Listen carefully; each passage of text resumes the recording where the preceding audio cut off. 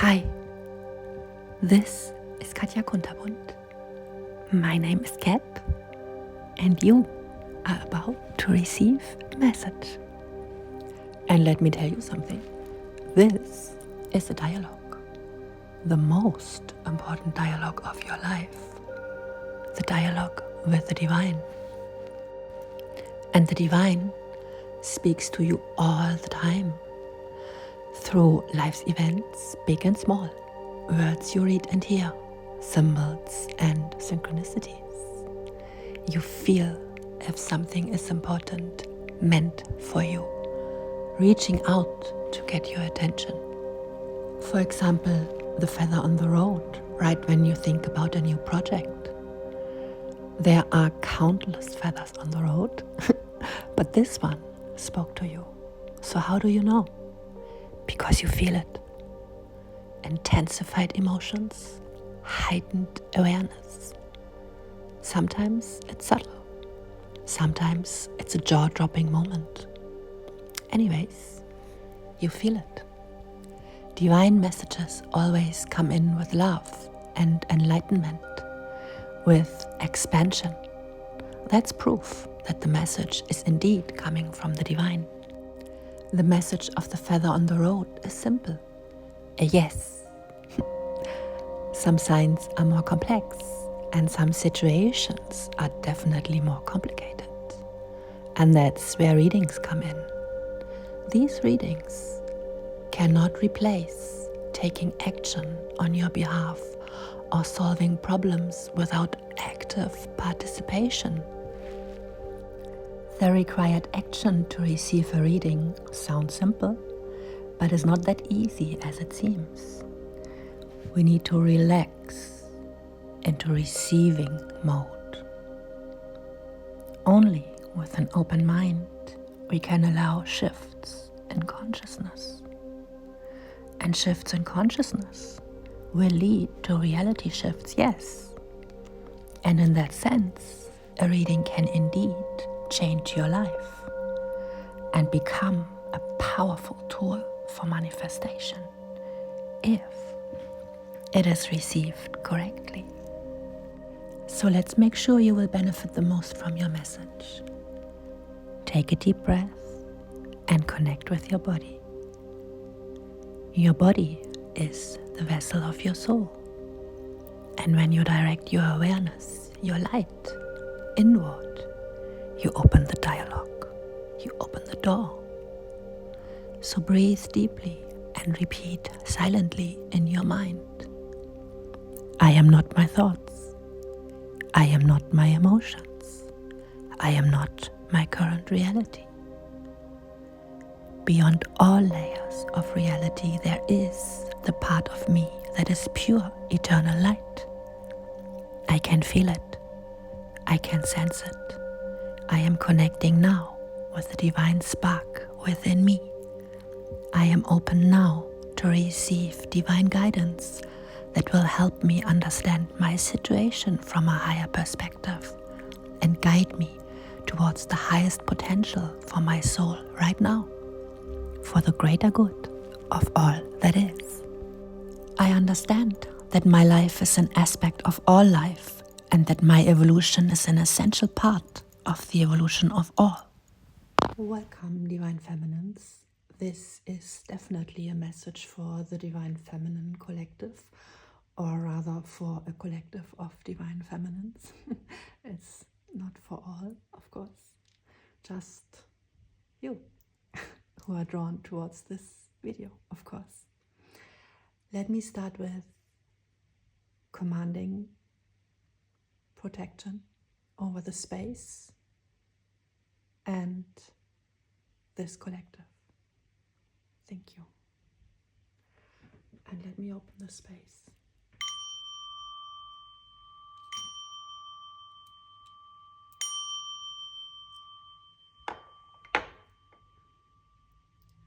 So, welcome again. My name is Kat. If you have skipped the intro, please listen. Otherwise, Divine Feminine, that's not about gender, that's energy. and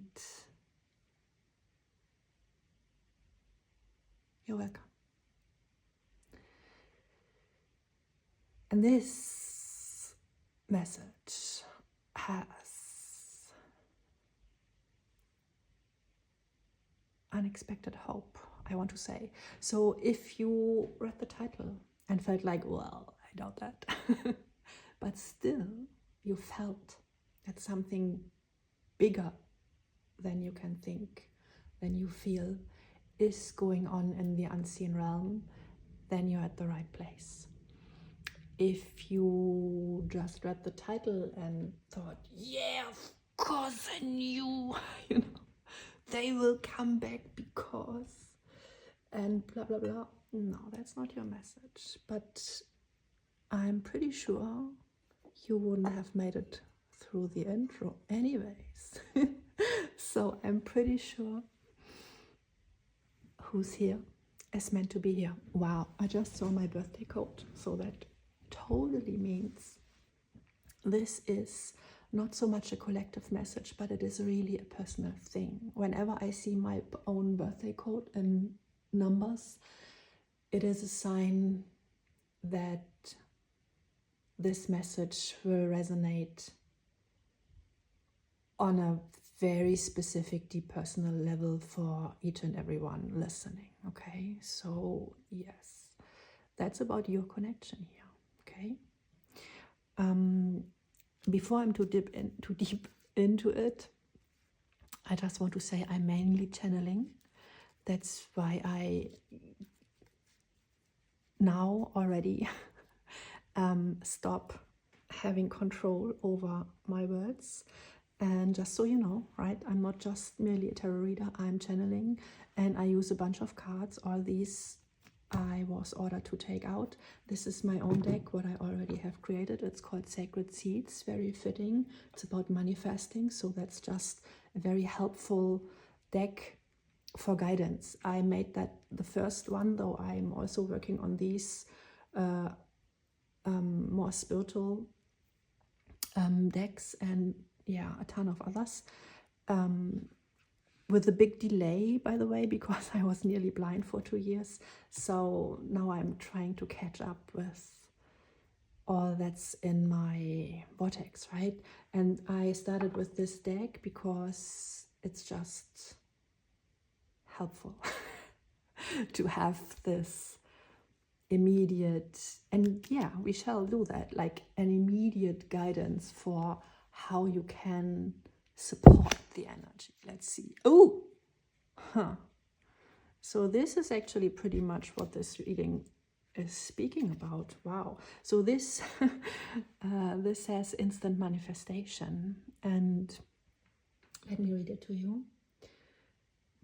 Your energy is so potent now that things will literally manifest out of thin air. Keep up the good work and the frequency of your heart pure. Okay, so that's a strong guidance here. Hearts need to be pure, and I literally had to purify my own heart space before I was able to start this message. It started coming through yesterday, and then I was channeling a lot of my own story, and I was led through all these processes of doubt, and I was shown a few messages actually, and shown, how can I say that so that it's not offending anyone? We have our healing processes, and our inner child wants to be recognized. Our inner teenager claims justice, right? They want to kind of fight and punish what's unjust, and that's valid too, right? And truly and totally being immersed in divine feminine energy means that you understand and can hold space for processes to unfold, for timelines to unfold, and you would understand that there are many, many different stages. Okay? And in this whole divine feminine, divine masculine context, I am told to show you a few cards to really get us in the right mindset at the very start. But I mean, you already see a lot here, because my decks always, when I pick them out, I mean, I shuffle always after I use them, and so when I pick them out, that's just, you know, field awareness. That's everything is already there. So we do have underneath that deck, which we will use for the connection, we do have the Two of Cups, which clearly speaks about bonds, right? Soul bonds. And the main message is that there is a phoenix rising moment being prepared. But this very phoenix, which also was given to me right when I was preparing, or not even knowing for what I was preparing, but right when this reading prepared itself to be spoken, right? And this phoenix, I'm told to put him here, not here. And it's not like this. So it's not something coming towards you, right? But this phoenix, that's literally, here is my ancestral and underworld energy. So it has a lot, if not all to do with the work we've done. And a phoenix rising, make no mistake, it must fall into ashes. So we are speaking about old contracts being burned down totally, right? To the fullest. And so only those who have been brave enough to do that, right, are here. Others who were clinging to the last sour drops in the cup, not able to letting go, they wouldn't be attracted to this message. Do you understand what I mean? So, yeah. Back to the inner teenager, the angry one, right? We know that with the Two of Cups, we speak about happily ever after. And this happily ever after is created, actually, and this very rainbow here of happiness is held by two people in the tarot. So it's the Queen of Cup archetype. And can you see that she holds the Ace of Cup in her very hands? And that is divine feminine energy. That is Sophianic Christ consciousness. That is the fountain of love. That is literally Pistis Sophia embodied. So that's you, right? That's you. And what we learn during this burning down process, releasing old contracts, totally renewing ourselves, is that, wow, if it's a yes, love, you know, only love is the highest, and you know what I mean. It's this empathic, if we just love something, then it will get better. Actually, no, because this love, it's just like the water feeding anything. And if you do have a garden, like a paradise garden, and you feed the weed as well as the sacred seeds, then you feed the demonic energy as well as the angelic energy, right? And nothing against demons, so they do have a purpose, right? To kind of challenge understanding.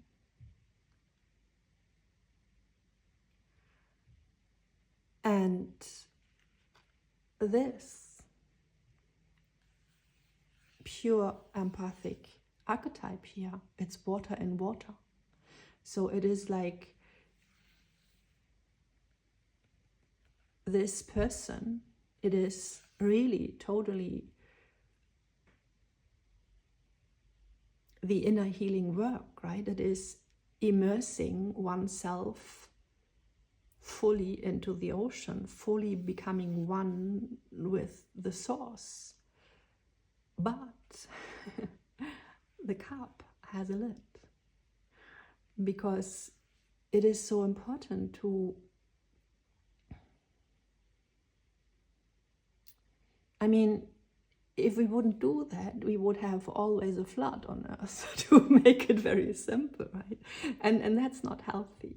Even the Nile, you know, with this overpouring, it's seasonal, and it has a purpose. I mean, this big love has a purpose. And you know, the first thing I said to my counterpart when we met was, oh wow, I don't think actually God gave us that much energy, like that amount of energy to just spend 18 hours a day in the bedroom, right? Because that's kind of how big this cup felt. And this energy we are speaking about, this isn't available in this extent between any two people, right? And you know that if you are here being part of one of these connections, right? You know that. And it's not replaceable. But still, the divine feminine energy in this journey has to come to the place where she understands, okay, if this holy space isn't held properly from the other side, then I do have to put a lid here, because I cannot feed that and feed on the other side demonic energies growing.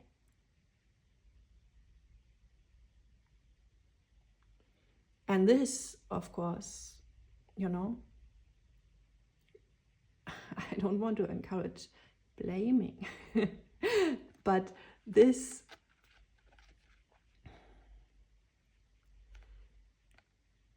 is, of course,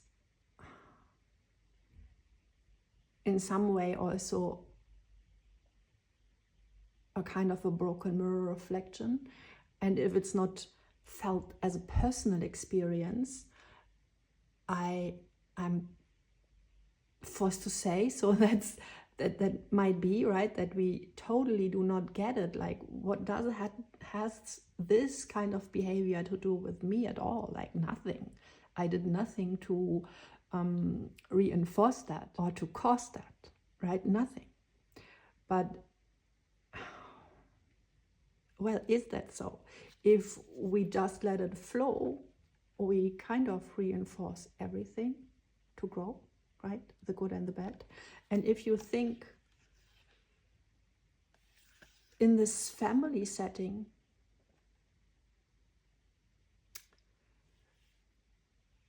the mother archetype who always says yes, right? Even if the child is throwing a tantrum at the cashier wanting sweets, right? What are we growing then?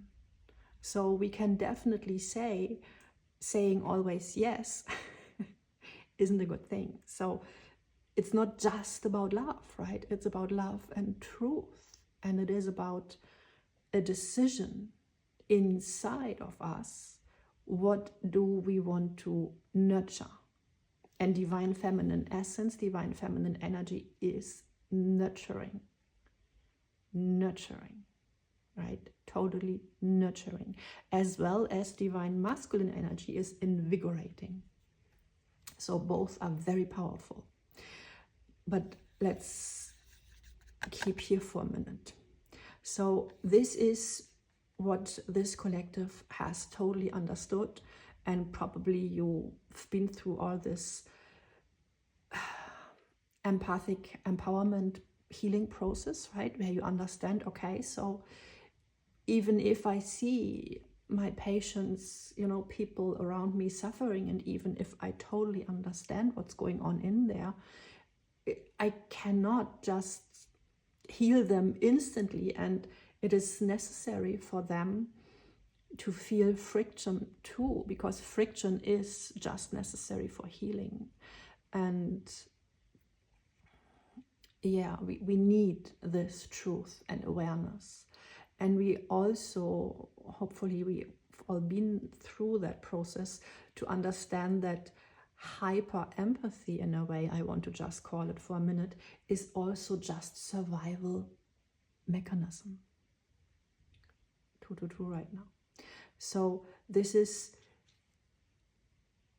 if you have been in childhood in some form of emotional neglect, right, or abuse or whatever, then you would naturally, as a sensitive child or highly sensitive child, you would naturally become a super observer, of course, emotionally, for your surroundings, to detach danger before it even occurs, right, in this emotional sense. And then you would have your cup ready, and you would pour like oil on the water, literally, to bring conflicts down, or, you know, you would give in healing and or whatever is needed. And because of that, you might have been drawn to a healing career, which of course is the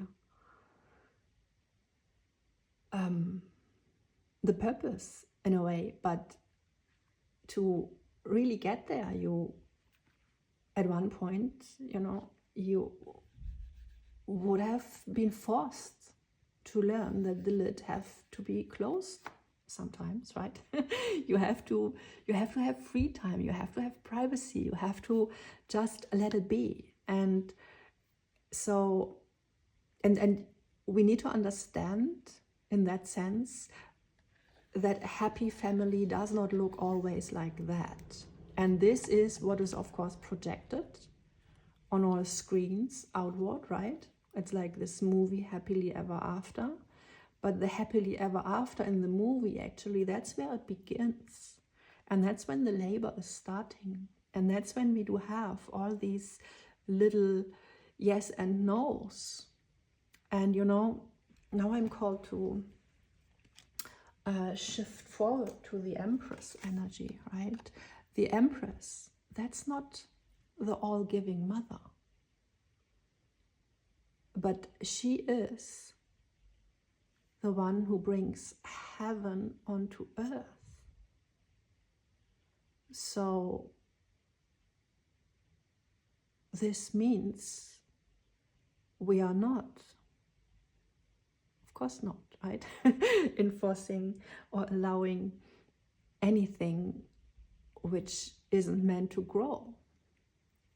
And in a way, this is just this whole counterpart journey. It's just part one, a form of assignment, a form of spiritual assignment. And it's just, I mean, I want to say you are an exorcist in a way, right? So you are literally, you are fighting demons. And there are many ways to do that. And a very good way is to do that in that very holy space at home. Because this allows, this gives a blueprint, and this allows generations that are meant to come to follow. So this is why that's so important. And by the way, do not be, I want to mention really quick, so this nail polish here, this, the lid broke. Isn't that interesting?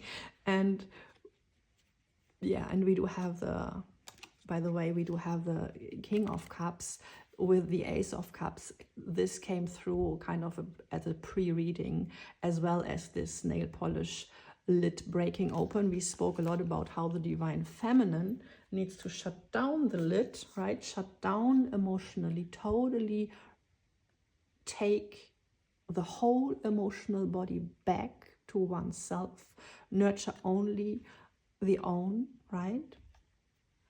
And put herself first always in life, with clients, with everything, you know, even with your very own children. Of course, we have to care, right?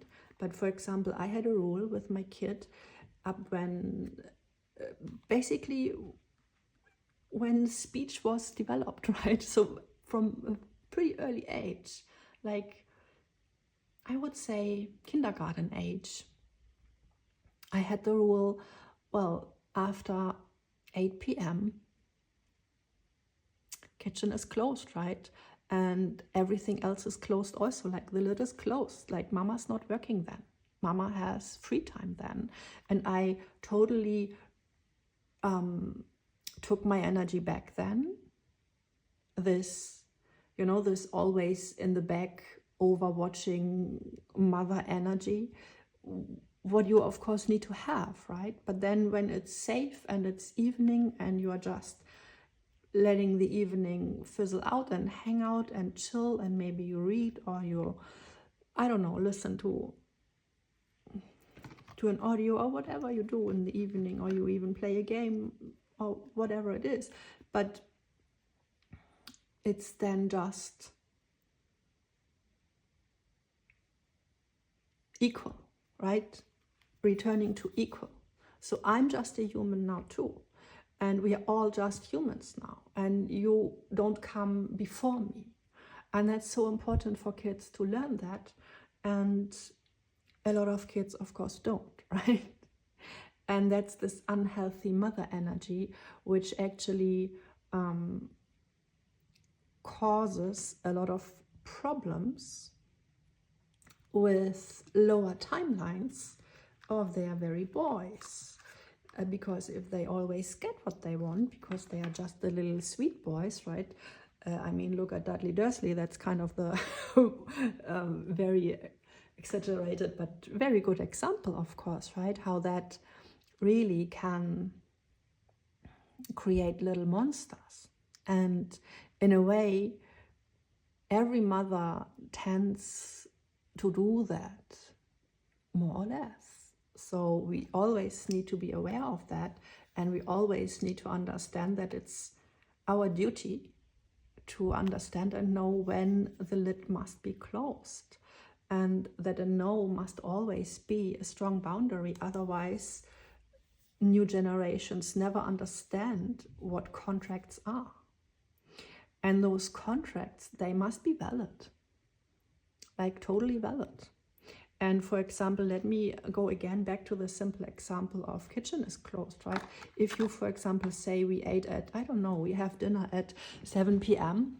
and after 7 p.m. we aren't eating anymore. So if the kid is recognizing, okay, that's only for us, but for daddy there are other rules, then they would always try to go over the rule, because it's not a real rule. It's like it's not a divine law. It's not an order that is meant for all. It's not accepted in the household. It's just kind of a limit, right? And you know those limits, it's like in a game, and then they would try to get over the limit. So we have to be very, very sure. And this, of course, is also strong guidance for what happens with this instant manifestation and maybe divine masculines coming forward, because they definitely, right, definitely have been pampered in one way or the other by their mothers, which has reinforced a lot of bad behavior. And they want, of course, deep within themselves, right? They aren't aware of that. at all sometimes, but they want, of course, to become also a respected, person, kind of the very best they can be. And oh yeah, I had experienced that with my ex-husband, and I shall mention that. So just that you have a real good example for that. So we went away from our hometown, and my ex-husband, he really did good career-wise, right? And then we came back visiting home, and he wanted to show off, like very proud, and rightfully so, what he has done. And then his mother opened the door, and the only thing she said was like, oh, my little, then his name, right? And same as always, she said. And I could feel his energy like dropping not only to the floor, but really below the floor. And that was actually the starting point of him losing his timeline. And he literally, had to go through another cycle then without me, actually, because, that's just how it was, right? And so it is very, very powerful. Never underestimate a mother in a connection, because she defines what must be given to earn.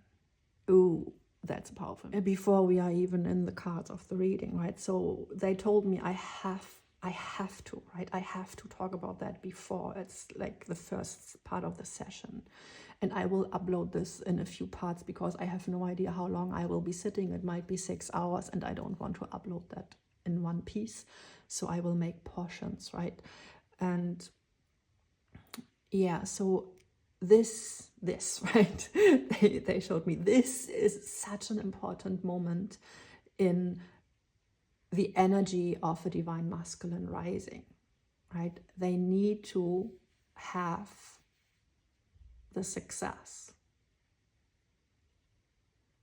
the crowning of their Ace of Wands. Can you see that? It's their Ace of Wands. And as I said, that's divine feminine energy, right? And that's divine masculine energy. That's the flame. And they have that in excess. We know that, right? And that's both can be tainted through darker energies, of course. We spoke about how love can be misled. And really, make no mistake, it's not a good thing to pamper misbehavior. That's not a good thing. That's actually toxic. And there is, even if it's not for your own direct gain, it is codependency, or it enforces that, right? So we have to be very careful with our emotions and very observative, as well as they have to be very cautious with their invigorating energy, attracting what they are attracting, and where they put that, right? We know that, and because there are some storylines, for sure, in these connections, which caused the divine feminine energy to totally close the lid, right? Like, that's not my game, right? I'm not even playing games. So, yeah. No, but that's important. And that's literally what I was mentioning with, oh, now I get it, why it's so important. So as I said, the Empress is not a mother, not at all. So if the divine masculine has risen up to their next level, and their next level isn't the perfect level yet, of course. It's just, I have some more understanding, and now I understand that I have to rise to the occasion. I understand that now. I understand I have to fight. I understand I have to rise. And they never had to do that before, because their energy is so strong that they are, even if they are not intending to do that, they are master manifesting all the time, right? It's just happening. Energy is just flocking towards them, like feminine energies, admiring energies. But you don't actually want someone who, you don't want to kind of switch the scales now and say, so now you have to be submissive to me, because you have to kind of admit that everything you did was wrong, right? And I'm the good one here. I'm all the time, all the time I was in alignment with higher love, and that's why I'm the good one, right? The one and only good one. No. Actually, that's not the case, because we just mentioned how also we can really unintentionally misuse love energy. With love and light only, we are feeding everything. Like everything, also what we literally don't want to feed. So, yeah. And the cards that popped up right before this reading was actually now the King of Cups coming through with the Ace of Cups. Like feeling the divine love, really feeling it. And this nice King of Swords, he was face down lying underneath that. And that was just me stumbling over this pile of cards here, and yeah, these cards falling, like springing into my lap, right as I was preparing for this reading.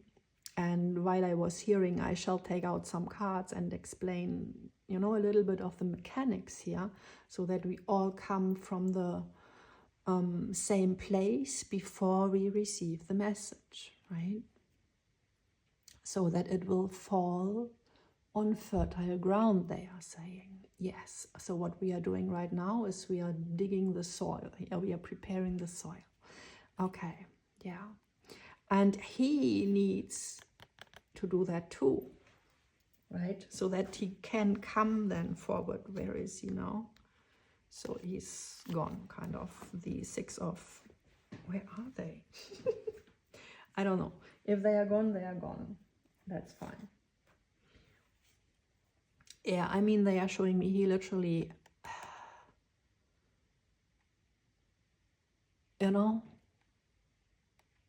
shall become like an agent of God, right? And an agent, and he must be in that energy and gain clarity for himself first, and then also act on that. And yeah, totally makes sense with the other cards that are underneath here. I already know it's a lot about learning how to speak, so that's part of the purpose, right? Learning how to speak, even how to speak up for himself, even against mother energy, maybe, right? So mother energy is strong here. And of course, right, because it has a huge influence, and we as the Divine Feminine Collective for the Aquarian age, right, we are here to kind of bend, what are we bending? The perception of Divine Feminine energy, because it's not what we said, like, yeah, we must give away and love and only love, right? And that very mother I mentioned, she is in that energy, actually. She has all these nice printings at home that, it's all only about love. And yeah, that's toxic love. So, and that's why divine masculine energies very often are very much operating just in this energy, because they have learned throughout their whole life that love is a manipulating force, that love, you know, that there is this lid closed, and it's, you know, it's faking, and it's directing, and it's like raining them. And that's why heart spaces are shut down. It's not because they are bad people, it's because they really had bad experiences with the very energy we are so in tune with. For them, that's dangerous. That's war for them, right? Because with that, they were put on hold, and they were told off, and they were, I don't know what, you know, kept prisoner, I'm hearing. And it's of course different for everyone, but see, now he's peeking through, and he's like, really? That's possible? So in a way, you are still here, though of course I have not access anymore, because, you know, after we have encountered this guy, of course, the Queen of Swords shows up, because we are mirroring, and we are kind of getting us into Empress and Emperor state. And you know, of course, if you are here, that the Empress embodies all four queens.